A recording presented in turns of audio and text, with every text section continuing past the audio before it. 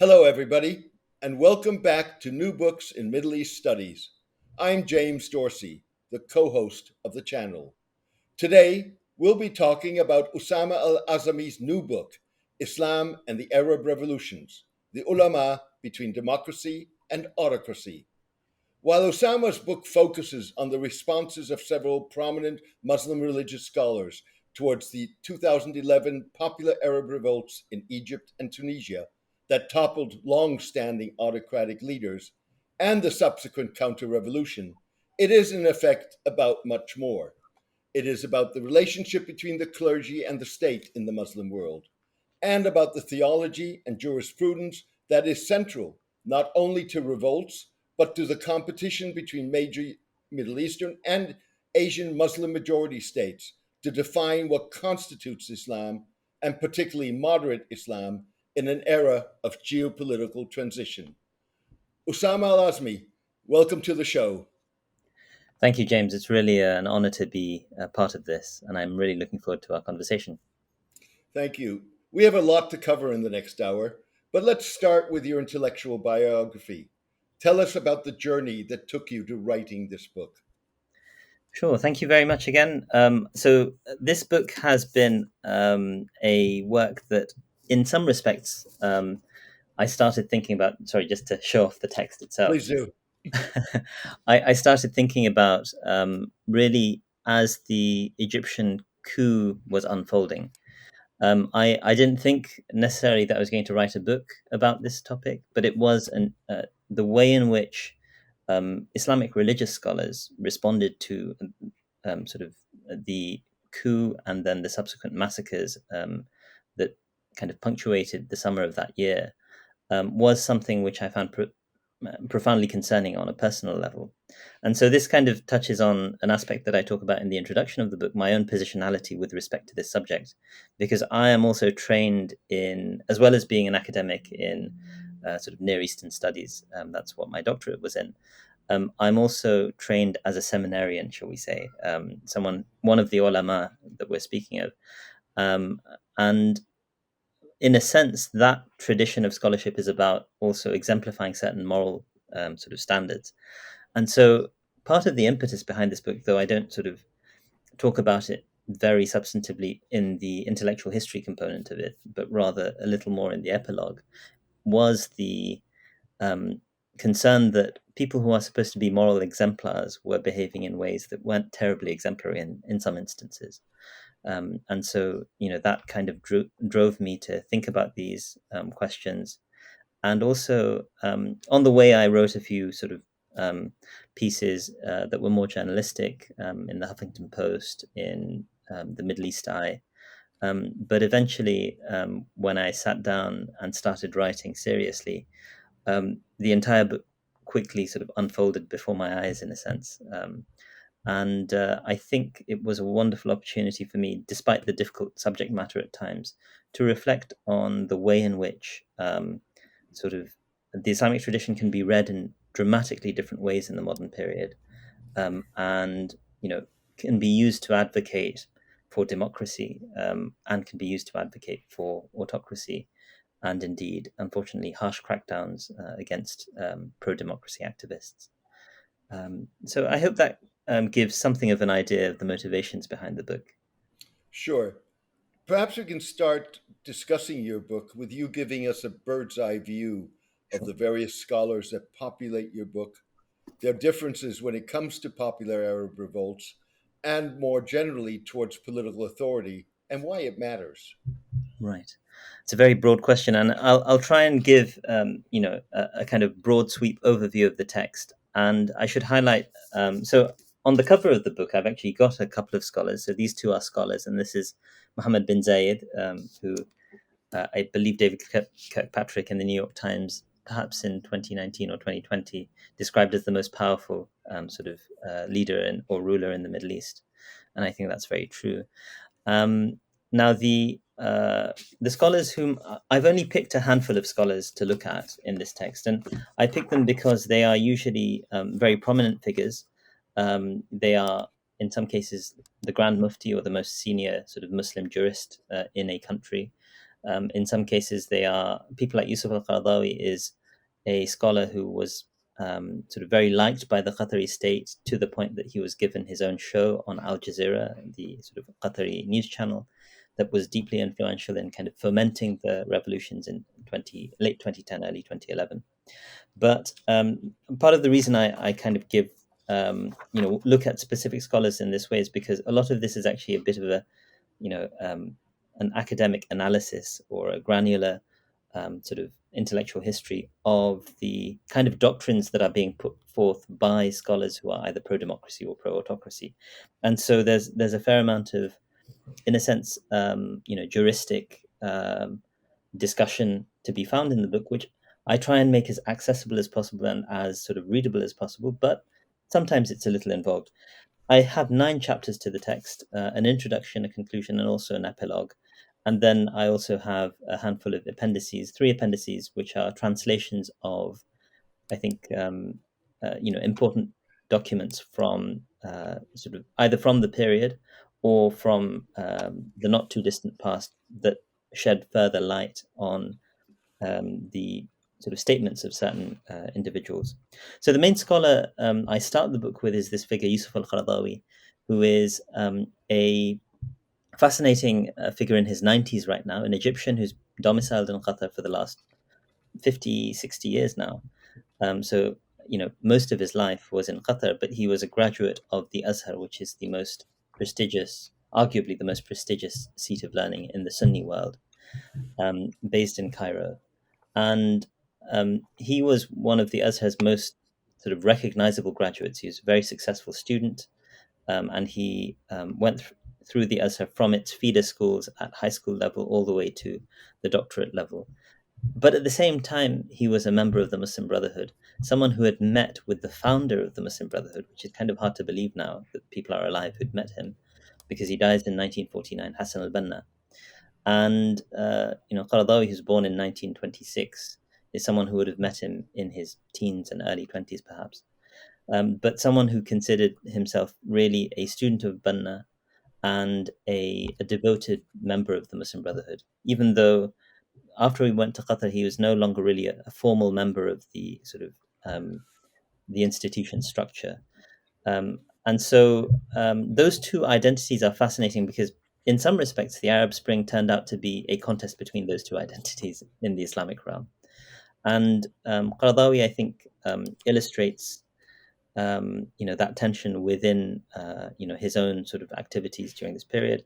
He is very forcefully advocating for the democratic revolutions. But as I point out in a few places in the book, that people like Qaradawi advocate for what I'm describing as Islamic democracy, rather than what in the West is very often assumed when people talk about democracy, meaning liberal democracy. And so, that's just something quite important to bear in mind. As opposed to Qaradawi, you have a few scholars who come out mostly associated with the Egyptian state. So I'm looking mainly at Qaradawi's response to the Egyptian state. I do look at, in the first chapter, his response to the Tunisian uprisings, but the bulk of my book is focused on Egypt, and I kind of explain why I think that's justified. But a number of scholars emerge who are opposed, sometimes explicitly opposed to Qaradawi, or in other instances opposed to the idea of revolution. These include the Grand Mufti at the time of Egypt, someone called Ali Gum'a, who's actually the other chap sort of mentioned. This is Yusuf al-Qaradawi in the center, and this is Ali Gum'a on the left. Now, the Grand Mufti, Ali Gum'a, basically comes out and says protests against Mubarak are illegitimate. He uses the Islamic juristic term haram. So they're haram. And like him, the Grand Sheikh of Al-Azhar, or the Grand Imam of Al-Azhar, meaning the rector of the institution, who is actually, since around 1961, due to Nasser's reforms, actually a member of the state. So he's a salaried state functionary and has the rank of a minister. But he also, expresses his opposition to the protests against Mubarak. And then I also talk about a younger scholar who I think will probably become more important with the passage of time, considering his youth, Ali al-Jifri. But that actually introduces the UAE connection as well, because Ali al-Jifri calls in from the United Arab Emirates, where he's based in Abu Dhabi, and he has a foundation there, which has some important role to play in promoting sort of autocratic, what I've called autocratic Islam. And a couple of other scholars, Hamza Yusuf, and then a scholar whom you paid some attention to, James, in your writings, Abdullah bin Bayya, who is, in some respects, I would argue he's the most noted figure at the moment in counter-revolutionary Islam. He is someone who was brought in by the UAE and set up as the head of something called the Forum for Promoting Peace in Muslim Societies in 2014. And in 2019, if my memory serves me correctly, he was appointed as the basically most senior Islamic jurist in the UAE. And so these are, in a sense, a constellation of scholars who are state, aligned and opposed to democracy. So the states that they're aligned to are autocratic states. Qaradawi is interesting. He's not really state aligned in quite the same way. He kind of takes pride in his independence. The International Union of Muslim Scholars, which he until 2018 headed up, was based in Qatar, but at the same time, sort of, in a sense, notes with pride on its website that it's an independent institution. Whereas this is something I don't believe I mentioned in the book, actually. Whereas the Forum for Promoting Peace, something I do mention in the book, that Abdullah bin Bayya sets up in 2014, prominently features as its patron the foreign minister, Abdullah bin Zayed. So, I kind of highlight those aspects, but also the various textual arguments that are put forward from the Quran, sometimes from prophetic statements, which have great authority in the Sunni tradition, and other sort of like more general arguments about the preservation of order. And in many respects, it's about righting wrongs versus the preservation of order. So justice versus order, and this is a well recognized trope in many respects. In some respects, so we're talking about 2011 so far, and how the scholars kind of responded to 2011. By the time we get to 2013, things start to change dramatically. So the Muslim Brotherhood came into power in Egypt towards the end of June 2012, if memory serves, and then they are ousted in early July 2013. And at that point, a number of these scholars, come to the fore and serve the purposes of the military in ousting the Muslim Brotherhood, but with different degrees of enthusiasm. And the most enthusiastic of these is, I'm going to mention his name again, Ali Gumar. So this chap over here basically comes out with full force in support of the military, and in some respects, quite forcefully advocates mass slaughter in the streets of Egypt. A lot of that mass slaughter advocacy takes place in private to the military and the security services exclusively, and I kind of reflect on what I spend a fair amount of time studying his statements and looking at, in a sense, the difference between how he was talking in public in a more conciliatory way and how he was talking to the military in private, which would be subsequently leaked over that summer in a way that was actually quite surprising and shocking to a lot of his sort of peers among the ulama. So Ali Gomar is a kind of class unto himself in his support of statism. And in my estimation, his statism is actually one that identifies the state with the Egyptian military. So whatever the military says actually goes, and he develops these, in my estimation, very far-fetched sort of understandings of exactly how the Egyptian state and the Egyptian military in particular stands for Islam, and anyone who fights the Egyptian military is basically fighting against God. It's an almost blasphemous act. And so I look at, over a couple of chapters at his sort of support for the massacres, including most notably the Rabaa massacre of August 2013, in which, according to Human Rights Watch, likely over 1,000 people were killed by the Egyptian military. So I think Human Rights Watch, and I quote this, calls it the largest massacre of protesters in a single day in recent history. In Egypt. And then I also look at some of the sort of anti-coup ulama, what I described, because the Egyptian coup kind of creates a backlash as well, but a backlash that has to, express itself in guarded ways if they are within Egypt. And this is where I look at some other scholars. In a sense, the pro democratic scholars aren't given too much of a hearing because Qaradawi steals all their thunder in the early part of the book. There are, plenty of scholars who do talk about the importance of democracy in the literature. Some of these people are discussed, but as I say, because I wanted to give a rather granular reading of the thought, I focused on one individual who I hope is sort of representative and I think is worthy of that level of attention.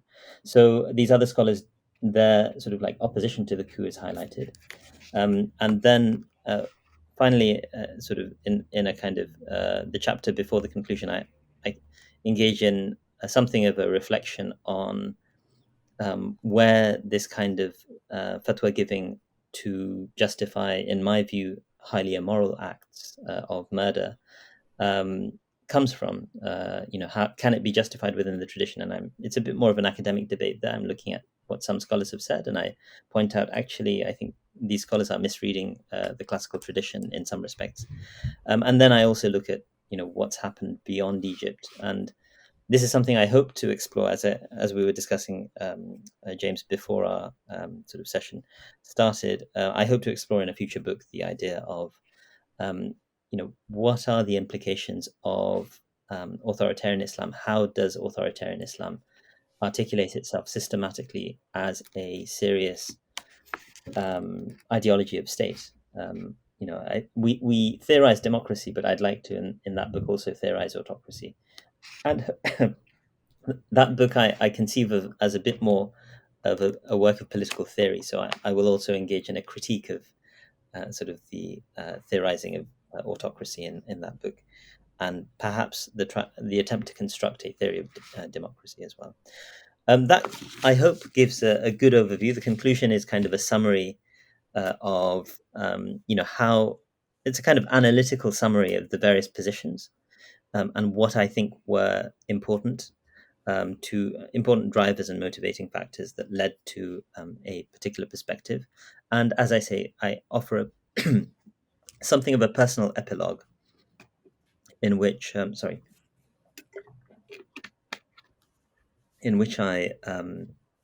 note my sort of own some personal reflections as an alim as well on. The word alim, for those who are less familiar, is the singular form of the term ulama. It's an Arabic singular. And as someone who is of that sort of training, I engage in some sort of personal reflection as well in the epilogue for those who are interested.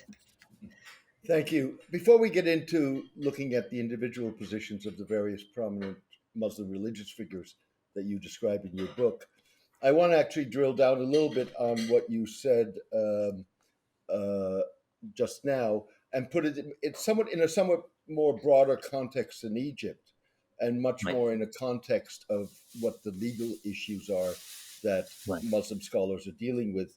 And it strikes me that fundamentally uh, it's two things. The first one, and correct me if I'm wrong, the fault line that underlies these differences is whether or not the ruler should be obeyed with absolute obedience, right, or right. whether or not Muslims have the right to oppose and resist a ruler who's considered to be unjust.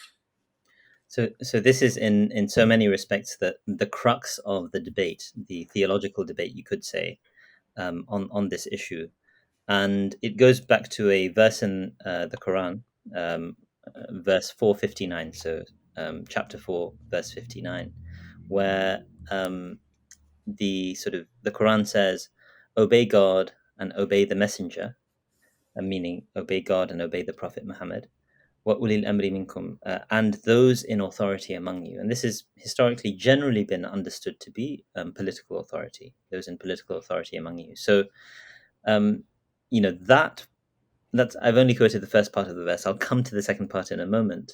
But that first part of the verse is actually quite crucial to the argument of the autocrats. They're saying, look, right there in the Quran, it says, right next to obedience to God and his messenger, it says you also have to obey those in political authority. And I think that has been, and I'd like to do a bit more of a historical sweep on the analysis of that particular verse and the texts, because I spend a lot of time explicating how these scholars invoke this sort of a text, but not necessarily going into the history. So that this sort of, in fact, I do this in another sort of a book chapter, which has just come out maybe a couple of months before my book, um, a sort of a text edited by Masuda Bano on Salafism. But in a sense, that alongside certain hadiths. So the hadiths are, for those who are less familiar, statements attributed to the Prophet, and they have normative force for Muslims in general, and Sunnis in particular. I would say that perhaps hadiths from the Prophet have a particular weight, and they have canonical collections and all the rest of it. Now, there is a hadith which is often cited by autocrats in this context, which is a hadith put to Qaradawi right in the first chapter, if I recall correctly, and if not in chapter 2, where the Prophet says, you've been commanded to hear and obey your rulers, even if they strike your backs and they take your wealth. So it seems to give carte blanche to a ruler. It says, even if your rulers are tyrannizing you, then you have to sort of obey them. And the other side of this coin, of course, is, as you indicated, the imperative to stand up for justice, to do the right thing, or to call people. The phrase in the Quran in Arabic is Amr bil Ma'ruf and Nahi anil Munkar, which Michael Cook, in his award-winning book, translates in the title as commanding right and forbidding wrong. And in a sense, this is Michael Cook, actually a scholar I had the pleasure of studying with at Princeton. He wrote a 700-page book on that concept, and talks throughout Islamic history, and talks about it as a duty that is quite clearly sort of recognized within the Muslim community throughout its history.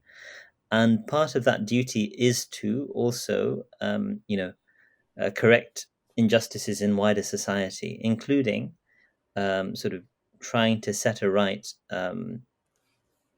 injustices perpetrated by the state, by the head of state, for example. So I think that tension is really at the heart of this book.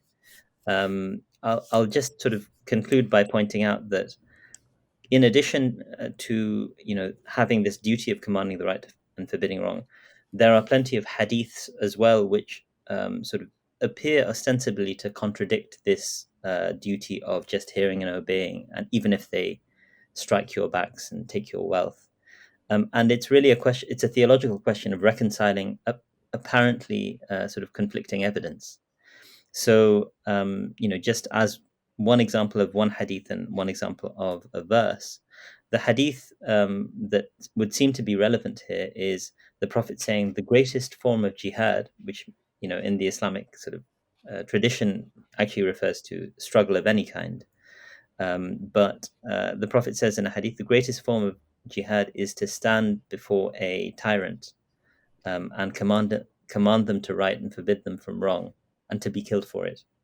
So, in a sense, like to take one's life into one's own hand for the sake of justice, right? Whereas the verse that I mentioned to begin with, where it says, "O you who believe, obey God and obey the messenger and those in authority among you," and widely understood to be political authority. The scholars who are pro-democracy point out the second part of the verse says, "But if you dispute about anything, then go back to God and his messenger," meaning the ultimate authority lies with God and his messenger. And the sort of exegetical tradition also highlights the fact that it says, obey God and obey the messenger, repeating the verb in the case of God and his messenger, indicating unconditionality. But then it says, and those in authority among you. The exegetes generally point out that the absence of the repetition of the verb is something that indicates that that is not unconditional. That's conditional obedience, as long as they are obeying God and the messenger. So, there are all sorts of theological ways to sort of argue with these sorts of texts, and that's something which I do to some extent in this, but most of the time I'm portraying the arguments as they're coming out at a particular point. The book is organized chronologically, so it's also part of a narrative where people are arguing in various ways. So it's not, I'm not able to articulate in a systematic sort of philosophical fashion, shall we say, the various perspectives as some academics might expect. But I hope it makes for sort of, to a certain extent, compelling reading to just read the narrative. I've tried to tell a bit of a story as well. Having read the book, it certainly does. Mhm. If I may, another fundamental difference between Qaradawi and the counter-revolutionary or autocratic clerics, however you want to describe them, seems to be the question of how to prevent anarchy and chaos. For Right, Qaradawi, that appears to be greater transparency and accountability. right, The counter-revolutionary, it's strengthened autocracy. right. Absolutely. And this is something, I mean, there's one scholar here who is an American scholar, a convert to Islam, who somehow has become now a political figure in the United Arab Emirates, fascinatingly enough, despite living in California, Northern California. So Sheikh Hamza Yusuf is someone who has an interesting transition on this particular point. How do you deal with sort of anarchy? Is it through autocratic repression, or is it through sort of like the, as you put it, greater transparency, accountability of those who are in power and who are perhaps perpetrating injustices and so on? And it's interesting to see someone like Hamza Yusuf in February 2011 writing enthusiastically about the Egyptian revolution and quoting John F. Kennedy, who says, I can't remember the exact page where this is quoted, that when peaceful revolution is made impossible, violent revolution becomes inevitable, or words to that effect. And then some months later, in some respects, you can understand it as a change of heart that is brought about by the fact that the revolutionary efforts become bogged down by later in that year. So, Tunisia and Egypt fall remarkably quickly in a way that nobody really could have predicted.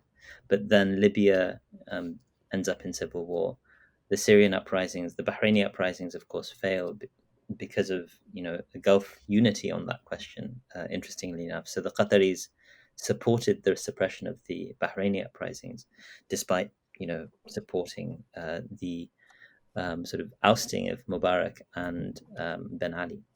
And so what you have is a situation, I think, in Hamza Yusuf, to read somewhat charitably, he's seeing that, look, this is actually turning out to be something of a mess. And therefore, I'm going to oppose. And he comes out and basically argues that, our tradition, meaning the Islamic tradition, does not countenance rebellion against rulers. And one of the points that I spend a lot of time on in the chapter on Hamza Yusuf and his teacher, Sheikh Abdullah bin Bayya. So, I mean, this also explains Hamza Yusuf's involvement. Why is an American getting involved in Gulf politics? He's one of the most intimate students of Abdullah bin Bayya, who is, as I say, one of the most eminent scholars in the region. And so Abdullah bin Bayya is also one of these scholars who is very concerned about uh, anarchy, but he presents revolution as necessarily sort of identical with armed rebellion. And so there's no sort of like conceptual space in their worldviews for peaceful revolution. Any kind of opposition to the state is thereby sort of violent. It seems, and I think, if I recall correctly, I articulate it in this way towards the conclusion. What Abdullah bin Bayya seems to believe is that if you start engaging in peaceful revolution or peaceful protest against these autocracies, they will come and they will kill indiscriminately. And you are responsible for that indiscriminate killing because you sort of provoked them to it. And as I put it in the chapter on Bin Bay, I say it's as though it's kind of like a natural state for the state to be violent. and you just have to accept that. And of course, Qaradawi does not accept that, and thankfully, I think a lot of modern societies that don't accept that. And yeah, so I think that's a good way of probably characterizing that difference. Indeed, you've described Yusuf al-Qaradawi as the most ardent supporter of the revolts. He was Except a long-standing opponent of what he described as tyranny, but it right, strikes me that his concept of democracy was different from the West's understanding of the term. His concept was one in which Muslim religious scholars would play a key role, and in absolutely, some ways, as you mentioned, that was a role that he was granted in Qatar, where yeah, he's lived since 1960, the yeah, time yeah, when Egypt was cracking down on the Muslim Brotherhood. right. To what extent was Qaradawi advocating a modern form of the Ulama state alliance, a concept coined by Islam scholar Ahmed Kuru, and which Kuru believes is responsible for much of the Muslim world's current problems? Right. This is the second time Kuru's book has been mentioned in recent weeks, and it just makes me sort of recognize that I need to get reading because I've only read about, I want to say about 10, 15 pages from the introduction. So I can only speak tentatively about his ideas. But yeah, I personally am not sure from the little I've read of Kuru, that I would agree with his characterization of Islamic history in that regard. I Fair think, enough. Yeah. yeah, Sorry, go people. ahead. No, go ahead. But at the same time, I do think that definitely people like Qaradawi do not advocate for liberal democracy, and working in the space of post-colonial and decolonial theory, am sort of exploring some of these questions in a slightly different vein as well. As I have put it in the past, in a sense, we can think about liberal democracy and Islamic democracy as analogous in certain respects, in that in a liberal democracy, majoritarianism should be sort of checked by liberalism or liberal values. And I mean, it doesn't always happen, but there are certain tensions that arise when there is apparent conflict. And we can think about, in a place like the UK, the Brexit vote, but also the election of President Trump, who was an illiberal being elected by a state that, in a sense, is supposed to be governed by liberal values, um, and whose civil service equivalent in the US would have considered those to be core values to the state. So there are these tensions that arise in our modern context as we're dealing with, kind of, in a sense, the retreat of democracy globally for the first time in a while. But at the same time, in the context of someone like Qaradawi with respect to Islamic democracy, I think Islam is supposed to play that sort of check on the majoritarianism that is possible. And I think that that needs to be explored in far greater detail in the literature. And that's one of the things I hope to do in my future work, because people think of, Islamic democracy along the lines of something like Iran, where there's a guardian council. And um, I'm not sure. I mean, Qaradawi hasn't articulated this in any great detail. Other scholars who I talk about, Ahmed Raisuni, have expressed sort of, there's this question that arises: what if the populace votes for something which goes against Islam, as you understand it, for example?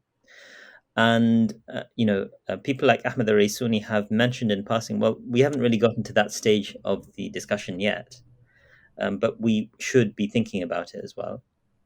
And uh, you know, I guess we have a similar kind of constitutional challenge in those sorts of moments, as what do you do when an illiberal like Trump gets elected?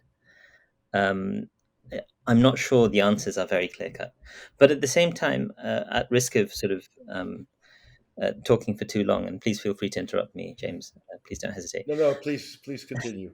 I mean, at the same time, one of the things that I think about in these discussions, and this is something I'd be happy to discuss with you at some length potentially, is that there is a presupposition that liberal democracy is the only correct form of democracy. This is kind of an argument that Shadi Hamid makes in his first book, and he argues, well, why can't Islamists come up with an alternative form of democracy?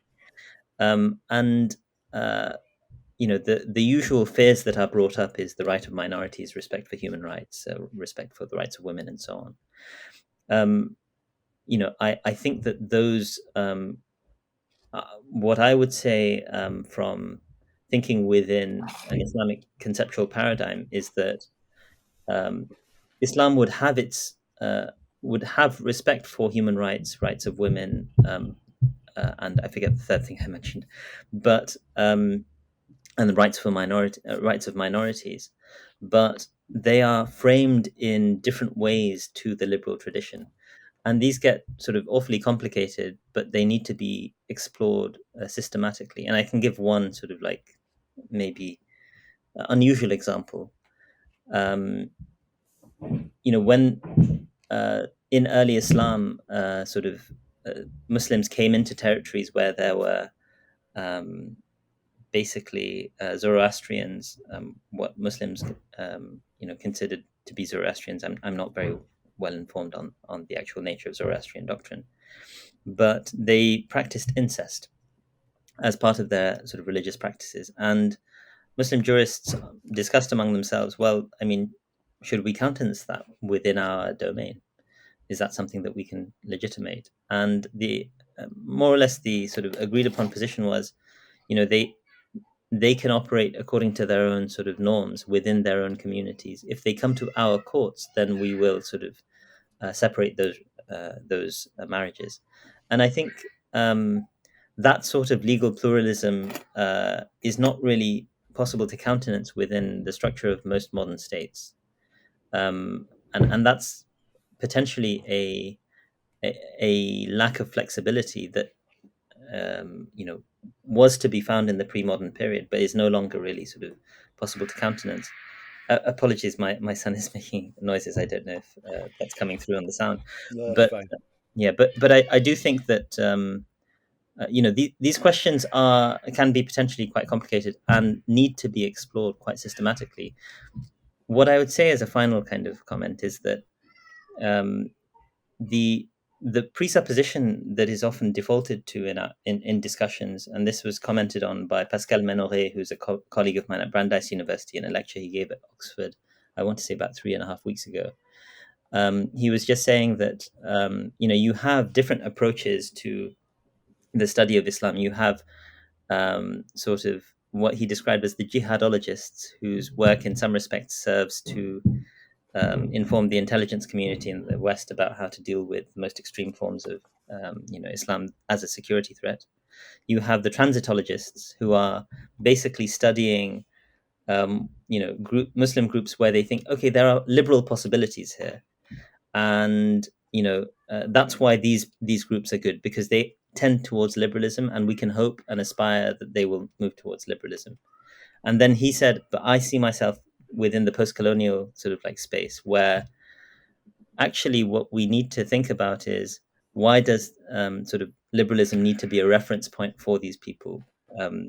That potentially is something which is an unfair imposition, shall we say.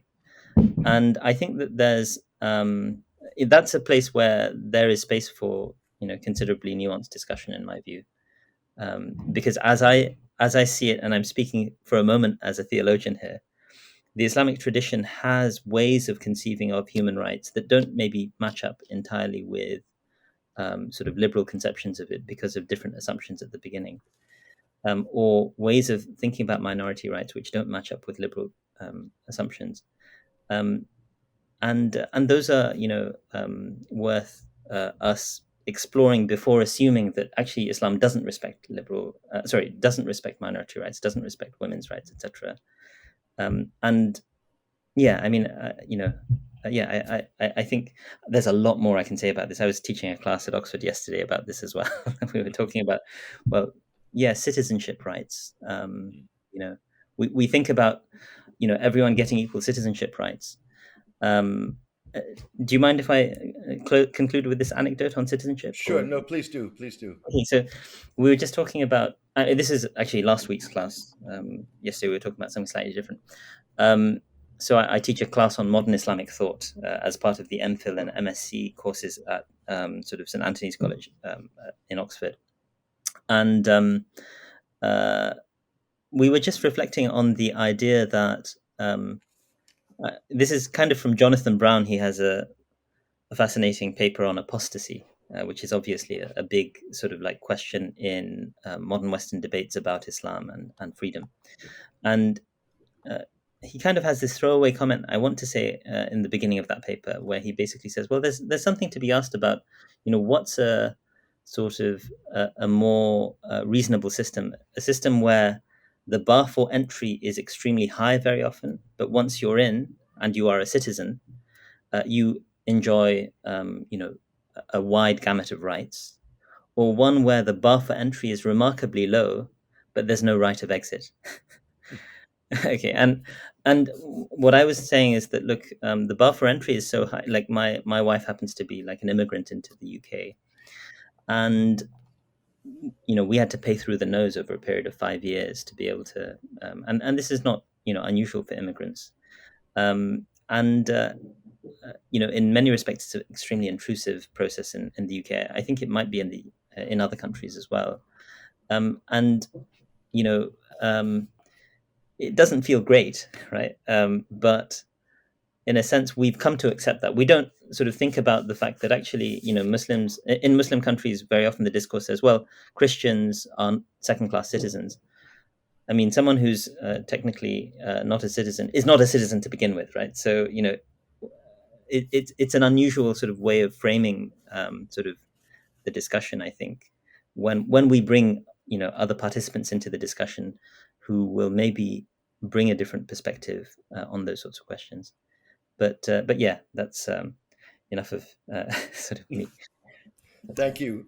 Um, the differences between the various approaches, Muslim legal approaches, uh, have certainly sharpened with the co-optation by the United Arab Emirates of what you call initially wary enthusiasts of the revolts, Right, people indeed like Hamza Yusuf right, and Abdullah bin Baya.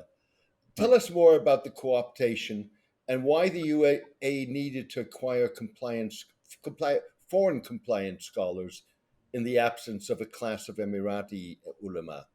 Right. That's a fascinating question. I mean, so the UAE has been described as Little Sparta. I forget by By Jim which. Mata, the former U.S. Defense Secretary. Right, right. And its ambition in the region, in terms of projecting its own both soft power and hard power. Little Sparta, because it's got all these military bases in the region now, and it's shown remarkable success in Yemen, although it's also been bogged down to a large extent. Um, so you know, the UAE's ambition, I think, will extend to a whole range of areas, and you know in some respects, MBS's rise is a consequence of UAE lobbying, as is well known. And MBZ is an age where he could be MBS's father. He's a far more astute and nimble, I think, sort of player in the region's geopolitics. So I think it makes perfect sense for him to also want to create that religious soft power sort of projection opportunity in a region where Islam is the most powerful ideology in town. I think autocracy. Uh, my feeling is, and I'd be happy to be contested on contested with on this, but my feeling is that the most potent mechanism to justify any political order after the sort of failure of Arab nationalism, in the 20th century as an ideological bulwark, um, is has tended to be some kind of Islam. It has to be the state has to be justified in Islamic terms on some level, and that's why the reason they're drawing on people like Abdullah bin Bayya and Hamza Yusuf, and indeed a whole constellation of international superstar scholars, as it were, um, is because there isn't the Emirates isn't a natural center for Islamic scholarship, or historically, it's not like the like Egypt, which the Azhar is over 1,000 years old. I mean, very few institutions can boast that. The Azhar is older than my institution. I sometimes say in class, and so in that sort of sense, it does make sense for them to try and bring someone like Abdullah bin Bayya. But Abdullah bin Bayya also has been writing about his wariness of democracy, going back to the Bush era democracy promotion agenda in the Middle East in the 2000s. So he has a book published in 2007, I want to say, called A Terrorism Diagnosis and Cure, which has been translated kind of a little unusually. I thought the chapters were rearranged or something. Some of the language was, changed in my estimation, but it was translated by Hamza Yusuf. So Abdullah bin Bayyah has a short book. Hamza Yusuf translated it as The Culture of Terrorism or something like this. Published, incidentally, I think in Singapore for some reason, or sort of distributed in Singapore in the main. And so, those in that text, he basically says, well, democracy uh, you know, in, can lead to the spread of sort of serious contention in society that can lead to violence. And David Warren has some excellent analysis in his book Rivals in the Gulf, where he talks about Abdullah bin Bayyah basically is looking at the Algerian example. That's where he took it from. So this is, Algeria, where they had the Islamists kind of built a coalition that was poised to win the elections of that year. And Shadi Hamid quotes this as well, when victory is sort of more dangerous than defeat, or something along those lines, was and I think Abbasi Madani. I don't know Algeria very well. I always defer to my colleague in the Middle East Center, Michael Willis, on those sorts of questions. But yes, I do think that Abdullah bin Bayyah, since he has this kind of already published view that democracy isn't really suitable for our parts of the world, we have our own way of doing things, kind of, I guess, like the founder of Singapore himself, right? And as a consequence, I think he sort of is this opportune character in the region. He was very quiet in the early part of the Arab revolutions, and his disquiet was clearly tapped into by a very careful listener in the UAE, who brought it to the attention of the ruling classes there, and consequently. And the other thing to say about Abdul bin Bayyah, of course, is that he is from he's a political sort of like figure as well. So as well as being a remarkably accomplished jurist, and I think he early in his career, he kind of set up the judicial system of certain countries or something along those lines. I wouldn't be too surprised. But then he was the deputy prime minister of Mauritania in the 70s, and so he's a man who left that after that sort of ruling party was ousted in a military coup in, I believe, 1978. He left that for an quiet academic life for 30 years. But then, he's come back into his element as a politician, it would seem, in his 80s. So a fascinating figure, quite unique, I think, in combining sort of the highest levels of scholarship with the highest levels of statecraft. And so he is this important figure in many respects in the region now. I mean, particularly with bin Bayyah, maybe less so, but also with Hamza Yusuf, and particularly with bin Bayyah, because he was so long closely associated with Yusuf al-Qaradawi. He was the vice president of the International Union of Muslim Scholars. One has to wonder how much of the change in his positions has been conviction, and how much is the result of an offer he couldn't refuse. That's very interesting. I mean, an offer he couldn't refuse in those parts of the world often refers to something that would come from Don Corleone, right? Right. So I wouldn't think that would be No. something he'd be subject to in any sense of the imagination. But would someone in their sort of 80s be seduced by wealth? I don't know. I mean, wealth and prestige. So prestige. So in a sense, leaving a legacy, having a vision and a project. I mean, I don't know if there's any truth to this, but I understand that he has been given sort of UAE citizenship. Qaradawi was a Qatari citizen. My understanding, again, I haven't verified this, but he had a diplomatic passport. I think that caused Interpol some problems at some point. And so, I mean, and he has a home now in the UAE. I actually visited bin Baya's home in 2009, and my father used to work in Saudi Arabia. So I one of my family trips, I took the opportunity to meet with bin Baya twice in his home. So he lives in, right at the outskirts of Jeddah. He could have driven to Mecca in half an hour, I think. It's a very fortunate position, so to speak. And so, people like him, I think, with the sort of people who go into politics usually do have ambition, right? I mean, just reading an interview of Tony Blair, and he was saying, look, those of us who end up in politics are usually very ambitious, and we don't want to retire in our sort of 50s or something like that. And that's why he's trying to do so much in the world. But bin Baya is perhaps comparable in that way, that he was forced into a quiet academic life, and he obviously would have achieved a good deal in terms of his teaching. He had some very illustrious students, including people like Salman al-Auda, ironically.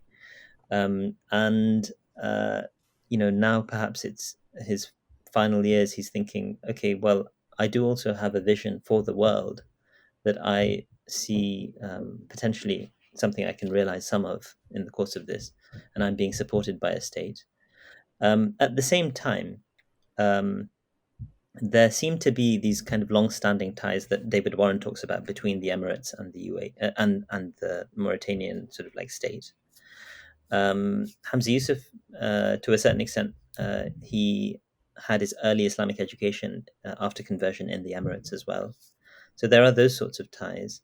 There was one other thing I was just thinking about with respect to bin Baya and the Emirates, because in addition to, in a sense, ambition, I mean, my personal reading, and it's very difficult to get into these people's minds, and I'm not sure he would welcome me interviewing him after me writing this book, which is kind of always a bit of an occupational hazard writing this sort of work.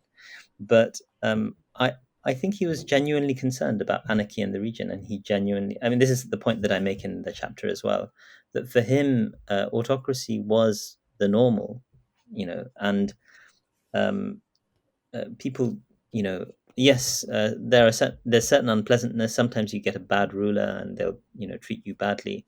But worse than that is people who are going to disrupt the order, and call for things like democracy, which we don't know where it's going to end. As he put it, when he was asking about what's going to happen, what's the outcome going to be of the Egyptian revolution, people were telling him, we don't know. And for him, that lack of knowledge is far too dangerous. People's lives can be disrupted, people can die, and lots of people did die in the process of the Egyptian revolution. We can't deny that. And so that justifies any kind of repressive act of repression, because the act of repression is measured, deliberate, sort of killing. It's kind of, in a smaller way, the quote of Ali Gomar comes to mind. I will kill 1,000 to prevent the death of 100,000, or sorry, I'll kill one to prevent the death of 1,000, something along those lines. So yeah, I think that logic, which I find a bit of a sinister logic, to be honest. Right. Various authors, including Ibrahim Musa, Amr Osman, and Mohammed Fadl, argue that support for autocracy has been baked into Sunni theology and law over the Right. centuries. Right. You seem to nibble at the margins in your criticism of this view, but don't fundamentally reject the notion. Would that be correct? And if so, does that make Qadawi's fiqh al-thawra, or jurisprudence of the revolution and innovation, or an alternative or simply an alternative interpretation of Islamic law? Right. I mean, like, it looks like I will have to write more extensively if I'm giving the impression that I'm only nibbling at the margins. I mean, to a certain extent, I wrote that chapter. Um, in the process of the writing, I was coming on to a deadline to submit and things like that. So I wish, as with all of these things, that you always want to have a bit more time to finish, but you also want to get it published and so on. I wanted to make the case that a fundamental sort of like prop on which a lot of these scholars argue that the Sunni tradition justifies a kind of autocracy um, is Ghazali. And Ghazali is this very influential sort of Sunni theologian and jurist from who dies in the year 1111. I always tell my students, very memorable date. You'll never forget that. He dies in the year 1111, but is one of the most influential figures in the history of Islam. I think William Montgomery Watt says, I can't remember in which book, that he was perhaps the most influential sort of Muslim scholar after the Prophet himself, after Muhammad. Ghazali is invoked by one of these scholars to say that actually, the way in which the ruler is owed absolute allegiance and cannot be sort of contested and so on. But one of the things that I point out, this is taken from a text which is pseudo-epigraphic. It's attributed to Ghazali, but the vast majority of scholars question its attribution to Ghazali. And so consequently, what I'm saying is, well, you can't put that to Ghazali. And I also try to point out, again, drawing on excellent secondary literature that already exists, particularly on the work of Khalid Abul Fadl, who's written a book called Rebellion and Violence in Islamic Law, published, I want to say, in the year 2001 by Cambridge University Press. So Khalid Abul Fadl points out that, well, what does the doctrine of quietism even mean? This notion that Sunnis were perfectly comfortable with autocracy because they said, well, order is more important than sort of justice, as it were, in fact, doesn't hold if we think about this doctrine of quietism as it's often articulated. They say that if someone comes and removes the just ruler or just authority or the rightful ruler, and then things settle down and they have full control, and in a sense order is restored, then you should treat that as a legitimate new ruler. So this is, in a sense, being the argument that's being portrayed here is, when Sisi came and removed the rightful legitimate ruler, Morsi came through a legitimate process, that was considered to be a justifiable act. That's the argument that's being made here. But in some sense, the argument that I make is that actually, and this is from Noah Feldman, so I'm not being terribly original in this chapter either. Is not that, forgive me. The argument I'm making is not that, therefore, coups are legitimate. It's that the replacing of the ruler is legitimate, and therefore any ruler is open to question, is open to accountability of some sort, as long as someone comes and removes them successfully and is able to sort of stabilize the situation thereafter. So actually, the Sunni tradition advocates the removal of rulers as much as it advocates the supporting of autocracy, meaning there isn't, it's not fair to use the Sunni tradition in that way. In my estimation, as Noah Feldman says, that legitimation took place in a context in which the public sphere wasn't really in the control of these autocrats. The public sphere was based on a Sharia-based rule of law system, and as long as rule of law existed, the ulama were really in control. They occupied the judiciary. They occupied sort of. This goes, I guess, back to Ahmed Kuru's book, and I'd have to read that to be able to give a proper answer to this. But in many respects, I see the ulama as civil society agents. They're independent of the state. They're not working at the behest of an autocrat. And consequently, as Noah Feldman puts it, the move to ratify a usurper's authority is actually a brilliant maneuver in preserving the authority of the Sharia and the ulama over any claims made by whoever happens to be in power. Because even the head of state, and again, Noah Feldman presents this in considerable detail in his book, The Fall and Rise of the Islamic State, even the head of state in a sort of Islamic state in classical theory is not over the Sharia. They are under the rule of law. And he points out the distinction between that and, for example, in Roman law, where the emperor, the Roman emperor, was quite literally above the law. The law did not apply to him, whereas it did apply to the head of state in a Sharia rule of law system. So for that reason, I'm actually arguing, and I'm glad that you've asked me this question because I need to reread that chapter now and think about how to articulate it in a way that really clarifies what I'm trying to say.